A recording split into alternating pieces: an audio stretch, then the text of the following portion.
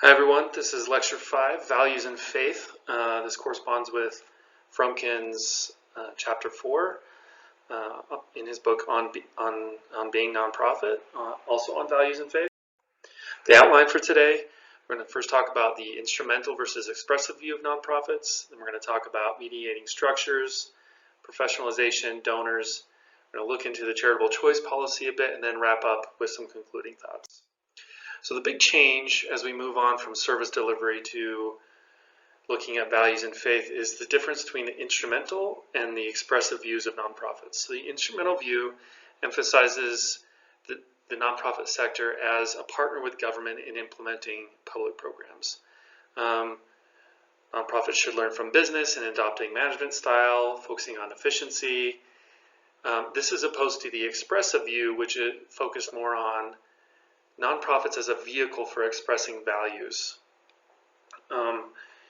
And as we're going to talk a bit more, by centering the activity of nonprofits in the expression of values, we get a lot of commitment to values, motivation, and it makes it more interesting and innovative, more of a vibrant sector. And some would argue that value expression is the value added. Nonprofits are more than just service deliverers or ways that we can engage the public.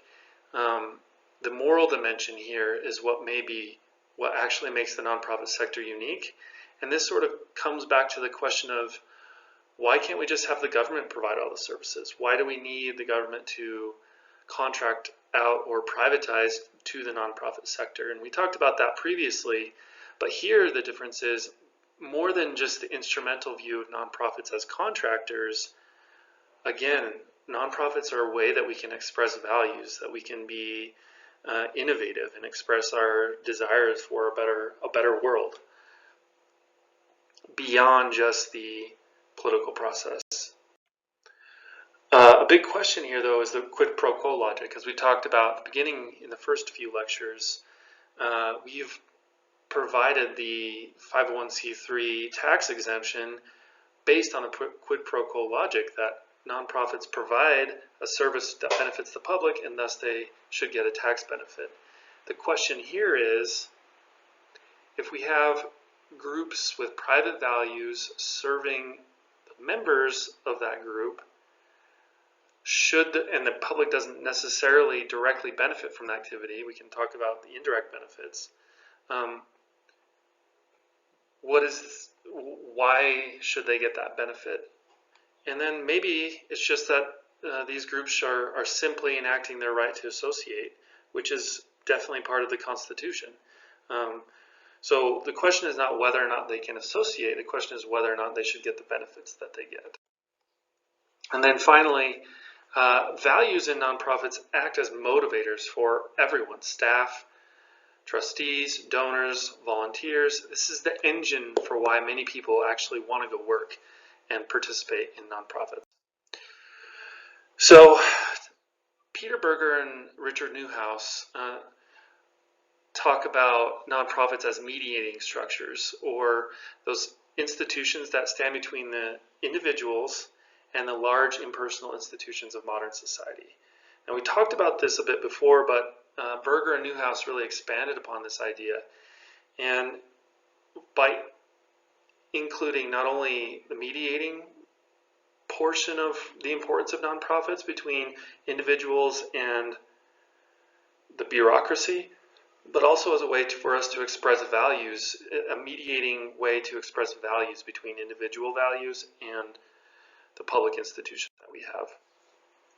So first, mediating structures provide individuals with protection against alienation by helping translate public programs into terms that are more recognizable and meaningful. They're also important for the state's legitimacy because they connect public purses to the values that govern the actual lives of ordinary people. Sometimes even public policy can appear so impersonal and alienating, and so having these mediating structures kind of translates these alienating type policies into more personal effects on our lives. Not only that, but the size. mediating structures are smaller, right? And it's the way that real needs of people are translated to public policy. So we have these people-sized organizations, small nonprofits composed of a few workers, the people they serve, and that's the go-between between individuals and, again, the big monolithic government. Along with the instrumental view of nonprofits came the idea of professionalization among nonprofit workers. If nonprofits are just there to provide services that the government may already or should be providing, then they should also be as professional as the bureaucrats in government. The question then is, how does professionalization fit in with the expressive view of nonprofits? We're going to look at some of the pros and cons of professionalization as it relates to the expressive view. So first, the rise of professional nonprofit managers ushered in training, certification, standards of conduct, new research on nonprofits, and networks for collaboration. It promised to replace the amateurism that volunteers often had. I often hear stories about volunteers at places like homeless shelters who were given way more responsibility than a volunteer should be given. So as nonprofits gained more professional status and pay, you didn't have to worry about volunteers with too much power or too much responsibility. Sometimes, and here in number 3, if the question is about life and death, you want someone who maybe has been trained or has been educated to think about these decisions in different ways. And so it's good to have workers who are more professional.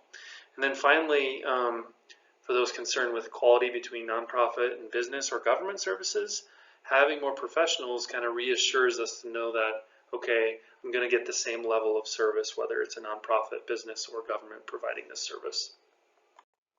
Okay, problems with professionalization. The more we see professionalization, we're less likely to have an eclectic sector. And this is really, again, maybe the value of the sector is its expressive dimension. As there's professionalization, you might see an increasingly specialized or disconnected array of services, maybe more competition for clients and contributors. And then finally, it poses a threat to the private values, commitments, and beliefs that are key drivers of local innovation. There's an important theory related to kind of underlying all of these problems. The theory is institutional isomorphism. So the idea here is that organizations, structures, or institutions tend to look more like each other over time. This is mainly due to attempts to appear legitimate. So here's an example. For a school to look like a legitimate school, it needs to have certain things, right? It needs to have the leader is called a principal, the workers are called teachers, right? You tend to have a big building with different classrooms for each class. And so we can easily recognize a school when it looks like that. And it's legitimate to us. Now imagine an organization that has the same mission of a school to educate students, but it doesn't look like a school. The leader is maybe called an executive director. They're not called a principal. The main workers are not called teachers. They're called something else. Maybe there's no classrooms. Maybe it's one big open space. If you look at a space like that, it doesn't look legitimate to you. Now, the issue with institutional isomorphism is, in an attempt to look legitimate, types of organizations tend to look more like each other over time. And as this professionalism leads to more isomorphism, as organizations attempt to appear or be professional, they also tend to look more like each other. Now, the question then becomes, and this is where we'll have a lot of our discussion, how does isomorphism affect our ability or the ability of a nonprofit to be innovative or expressive in its values? If all the nonprofits are starting to look the same and act the same, maybe they can't be as innovative because they're afraid that they won't appear legitimate. This is a major topic of research in organization studies and really affects nonprofits because this has historically been a problem is the need to appear professional while at the same time maintain its expressive value. Okay, shifting gears a bit, a question about who gets to be expressive, donors or nonprofit leaders. And there's two perspectives. The bottom-up perspective, donors should work to elicit the opinions of the grantees, involve them in all aspects of the grant-making process, fund grassroots organizations that are most in touch with the community needs. So the expressions of the community bubble up and the donor should pay attention to that. This is opposed to the top-down perspective in which donations continue to flow into organizations. Donors must be taken seriously and their expressive needs acknowledged. Philanthropy is about donors using their funds to explore their own private visions of the public good. Now, there's a tension here, as you might tell, right? Should a donor just care about what the nonprofit views its needs as, or should nonprofits cater to what the donors want? This is an ongoing tension between nonprofit leaders and donors. But again, if we think back about some of the theories we talked about earlier in class, you can start to think about maybe what might Marxist theory of class struggle say about the two perspectives of donors. If we're talking about elites versus the rest of us, and donors are just expressing their views, you start to see, maybe using the Marxist perspective, that the top-down perspective is a way for maybe elites to maintain power. Taking another angle, how would the network or social capital theory view the two perspectives of donors? If a donor is expressing their values, does that build social capital? Versus the bottom up, if movement is, you have a grassroots movement or you have desire coming up and the donor receives that, that might build social capital better in that society. Another issue is donor intent and perpetuity.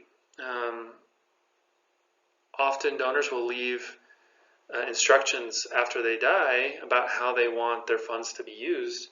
The issue is what happens if things change. So a common example in Washington, D.C., the Hurt family endowed a home for the care of the blind in 1923. It was a big mansion in Georgetown, and slowly their occupancy declined because blind people wanted to be more included in the community. They didn't want to be separated. So there was, by the 80s, they saw that clearly they needed to change and move away a bit from maybe what the donor originally said, while still hoping to meet maybe the spirit of what the donor wanted in terms of helping blind people. And so they modified their mission, but stayed true to the underlying value of the donor. There are other examples, and in the book that talks about cases that have had to go through the legal system to determine the best way to apply the original intent of the donor when things change. Later on in class, we're going to talk a bit more about the role of public policy and donor intent and perpetuity. This also leads to sort of a question about when to give. If you're a donor, you're a person who wants to give, should you give now and have an impact on those who are living now, and also have the ability to be more expressive about what you actually want? Or should you give later in life when you have more resources and have lived life, but you also risk some of the problems of maybe your intentions aren't understood after you've passed on? This comes back to maybe some philosophical discussions about giving in general, and again, we'll talk more about that later in class. Okay, the charitable choice policy. So this was a provision of the Welfare Reform Bill of 1996. John Ashcroft, senator from Missouri, included this. And basically what this provision does, it empowers states to use faith-based churches as contractors for social services in the same way that secular agencies could be included. It has three critical provisions. States may provide welfare services via contract with religious groups and or give beneficiaries vouchers redeemable with such groups. Okay, We talked about vouchers previously. So the idea is someone who's eligible for a voucher for a certain program, they can now take that and use it with a church. So the church gets the money associated with that voucher. Number two, religious groups may participate on the same basis as any other non-governmental provider without impairing religious character of such organizations and without diminishing the religious freedom of beneficiaries of assistance. And then three, states may not discriminate against a religious provider on the basis that the organization has a religious character. Now, you're probably thinking, well, there's kind of some issues here. I'm going to talk about that. First, religious organizations cannot discriminate against an individual on the basis of religion, their belief, or their refusal to actively participate in religious practice when determining who is eligible for their services. And then all government funds must be used towards specific social service goals in the contract, and there can be no direct government funding for inherently religious activities. So there are some limits on this, but those actually have been a bit weakened over time. Really good case study in the book talks about Catholic Charities in San Francisco. So the city had a confrontation with the Catholic Charities, which was the largest nonprofit provider of children's services. The new domestic partnership law required all contractors to provide benefits to domestic partners. So, as you may not be surprised, the Catholic Charities objected on the basis of its opposal at the time of same-sex marriage and same-sex domestic partnerships. So Archbishop William Levada threatened to sue the city, arguing that recognizing domestic partnerships would violate the church's ethical and religious beliefs. He said, "I am against government forcing church agencies to comply with laws that run counter to their religious principles." But the issue here, right, is if you're a contractor, how much should your religious beliefs play a role when you are enacting a public policy for the public? How did they deal with this? Later on, they got together, and then without using the word domestic partners, a group settled on the following language. An employee may designate a legally domiciled member of the employee's household as being eligible for spousal equivalent benefits. This meant that the church would extend benefits, but do so in a way that included an employee's brother, sister, mother, father, or gay lover. The church was thus led to adopt an awkward compromise policy in order to retain its city contracts, which accounted for a huge part of its local budget. Okay, so you start to see issues of separation between church and state when you have churches that are getting contracts to implement public services. So the question now comes back to, what is the role or niche of faith-based service providers? Businesses won't be attracted to clients needing special attention, as we talked about. The for-profit motive leads a business to want to pick clients or cases where there is a reasonable expectation for success. The government focuses on things like equity, and so it's maybe limited in its ability to customize programs, but nonprofits, especially faith-based ones, have philosophies that are designed to take care of the broad range of problems and that keep clients from achieving success. So in other words, the values of some faith-based organizations may lead them to be attracted to those that need special attention.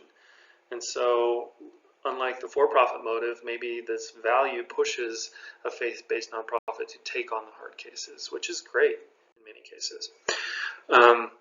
So then what is the role of nonprofits in society? This again going back to why and some of the theories for what is the role of nonprofits in society, they don't have the test of profitability or constitutionality. And so it's really about how relevant is their mission. And also, again, coming back to this idea of the value of nonprofits is in their values.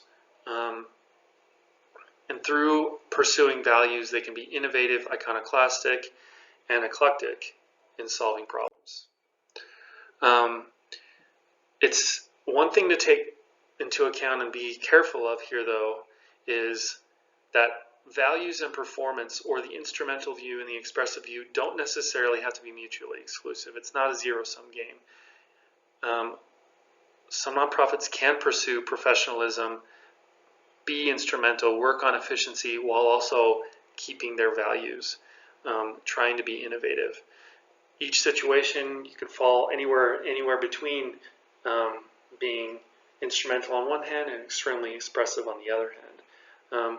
But again, maybe the continuum doesn't even make sense, right? Because maybe these are two separate perspectives, and we can be highly instrumental and highly expressive at the same time. And then finally, coming back to the conservative versus the liberal perspective, conservatives generally agree on the importance of values and faith in solving important social problems, while noting that government's limited in many cases.